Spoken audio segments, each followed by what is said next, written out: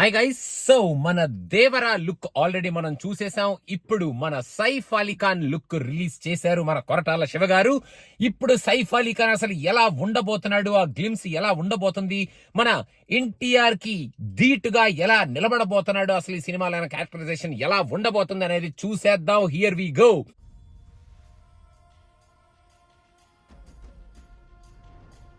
Come on. అబ్బో, Anirudh music అదరగొడుతున్నాడుగా background already.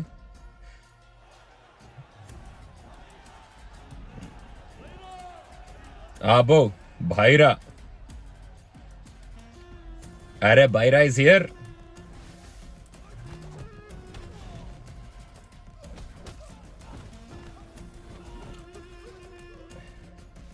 అరే లుక్ అదిరింది సైఫ్ అలీది.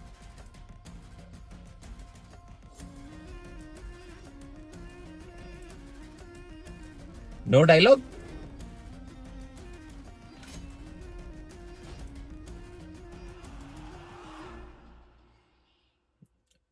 Hey. సో గైస్, మొత్తానికి మన సైఫ్ అలీ ఖాన్ లుక్ ఇంప్రెసివ్ గానే ఉంది.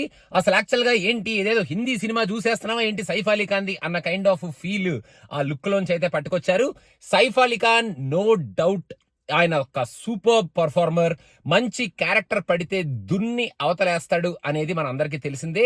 ఇక్కడ ఆయనకి మంచి క్యారెక్టరే పడినట్టుంది అనేటట్టు ఆ ఎక్స్ప్రెషన్స్ లో కానీ, ఆ క్యారెక్టర్ డిజైన్ లో కానీ, ఆ క్యారెక్టర్ మనకి ఆ కాస్ట్యూమ్స్, ఆ లుక్ అండ్ ఫీల్ లో కానీ మన కొరటాల గారు తీసుకురాబోతున్నారు అనేది కొంచెం లైట్ గా కాన్ఫిడెంట్ గానే అనిపిస్తుంది. ఆయన ఫస్ట్ గ్లిమ్స్ లో చూస్తుంటే ఆయన క్యారెక్టరైజేషన్ అనేది కూడా ఈ గ్లిమ్స్ కొంచెం మనకి ఆ బూస్టింగ్ ఇస్తుంది అనమాట.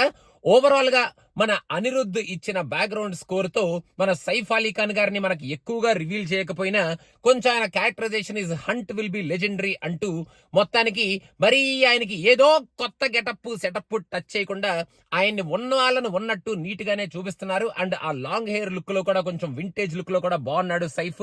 ఒక చిన్న డైలాగ్ పెట్టుంటే ఇంకా ఎక్స్ట్రాడినరీగా ఉండేది. అసలు ఆయన ఏంటి అనేది మనకు చాలా తెలిసేది కదా. ఫస్ట్ గ్లిమ్స్ కాబట్టి అన్ని లాంగ్వేజెస్ కి క్యాటర్ చేయాలి కాబట్టి అంత డైలాగ్ దాకా వెళ్ళలేదు. But as of right now దేవరాకి చాలా స్ట్రాంగ్ గానే నించోబోతున్నాడు మన సైఫ్ అలీ ఖాన్ భైరా. అండ్ ఆల్సో ఆ లుక్ అండ్ ఫీల్, ఆ అంబియాన్స్ వెనకాల సెటప్ కూడా బాగానే స్ట్రాంగ్ గానే సెటప్ చేసుకున్నారు మన కొరటార్ గారు.